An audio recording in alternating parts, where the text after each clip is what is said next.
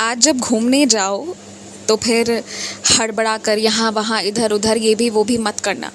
एक कोना ले लेना जो थोड़ा सा एकांत में हो, वहाँ शांति से बैठना, साफ जगह पर इत्मीनान से बैठना, उस नज़ारे को, उस दृश्य को एहसास करना। लेकिन हाँ, झूला मत झूलना या ऐसी कोई भी गतिविधि मत करना जिसके सुरक्षा के बारे में तुम्हें ठीक ठीक से पता नहीं है।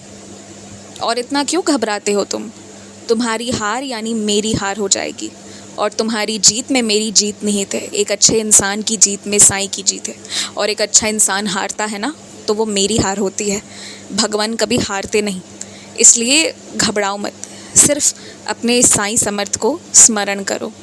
तुम नहीं आ सकते तो क्या हुआ, स्वयं महादेव उतर कर आएंगे तुम्हारे घर, तुम्हारे द्वार, तुम लोगों की रक्षा करने। मैंने पिछले दिनों जितना भी खाना तुम्हें भेजा है ना, उसे अच्छे से रखो और सब कुछ को ग्रहण करना।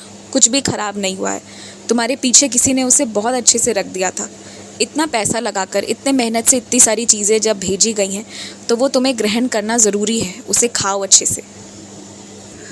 आर्थिक सहायता किसी से यदि लोगे तो वो तभी लेना जब आवश्यकता हो। ऐसा नहीं कि वो तुम्हारे रिश्तेदार हैं, तुम्हें प्रेम करते हैं तो कह रहे हैं कि थोड़े बहुत मेरे से ले लिया करो ताकि तुम्हें सहायता मिल जाए। नहीं, उसके लिए मत लेना। तुम्हारी तनख्वाह काफ़ी है तुम्हारे खुद के लिए। अगर ज़रूरत पड़े थोड़े और की तो लेना, लेकिन इस पूरे पक्के मकसद से लेना कि उसे तुम्हें लौटाना है शीघ्र। यदि लौटाने की नीयत ना हो तो प्रयास करना मत लेने का। देखो, जो आशीर्वाद स्वरूप पैसा दिया जाए वो आशीष है, उसे रख लो। लेकिन जो तुम्हें खर्च करने के लिए हर महीने कुछ ना कुछ दिया जा रहा है ना, वो आशीष नहीं बल्कि जो आर्थिक सहायता है वो तभी ली जानी चाहिए जब आवश्यकता हो, अन्यथा नहीं। और आशीष आवश्यकता से नहीं ली जाती है, वो तो बस जब कोई भी आशीष दे तो ले लिया जाता है। इसके बीच के फ़र्क को समझकर ही कुछ भी स्वीकार या अस्वीकार करना। तुम एक बात मेरा मानकर देख लेना, तुम इसे भविष्य में समझोगे कि तुम्हारी मर्ज़ी के बिना जो तुमसे पूजा पाठ करवाया जा रहा है, तुमसे व्रत उपवास करवाए जा रहे हैं ना, और कभी कभी तुम्हारा मन होता है कि ना रखूं फिर भी रखवा दिया जा रहा है। ये इसलिए नहीं कि तुम्हें जीवन ये सिखाना चाह रहा है कि स्वाद के बिना जीना सीखो, पत्थर दिल मत जाओ। नहीं, इसलिए नहीं। भविष्य में चलकर इसका एक बहुत बड़ा योगदान तुम्हारे जीवन में होने वाला है। भविष्य में तुम बहुत व्यस्त हो जाओगे और तुम्हारे पास इतना समय नहीं रहेगा कि तुम ये सब कुछ कर पाओ, और ये तुम्हारे लिए होना बहुत ज़रूरी है, तुम्हारे स्वास्थ्य के लिए बहुत ज़रूरी है। अन्यथा मैं उपवास के खिलाफ़ ही रहता हूँ। तुम्हारे स्वास्थ्य के कारण ये सब करवाया जा रहा है और खुशी से करते जाओ।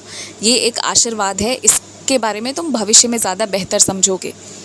कल तुमने एक गलती करी थी, सुनसान रास्ते को तुमने रात में अपनाया और वहाँ से आना जाना किए। देखो, सुरक्षा की जो बात होती है ना, उसे गंभीरता से लेना सीख लो। मैं साथ हूँ वो बात तो सही है, लेकिन तुम खतरे में पड़ सकते थे। तुम्हारी रक्षा करने के लिए मैं तुम्हारे साथ लगातार था, लेकिन ऐसा काम मत किया करो। अंधेरा हो जाए, जो रास्ते सुनसान हो, उसका प्रयोग करने की ज़रूरत ही नहीं है। और एक बात और मैं तुम्हें कह रहा हूँ, तुम्हारे हाथ में जितने भी पैसे रखे हैं ना, सबको इकट्ठे लेकर बाज़ार मत जाया करो। लेकर जाओगे तो 2 दिन में खर्च करके फिर उसके बाद उपयोग की चीज़ें कम लेकर आओगे, मगर खर्च करके निराश हो जाओगे। कोशिश करो कम से कम इस्तेमाल करने की। तुम्हारे लिए आशीर्वाद स्वरूप वस्त्र भेज रहा हूँ, उसे ग्रहण करना।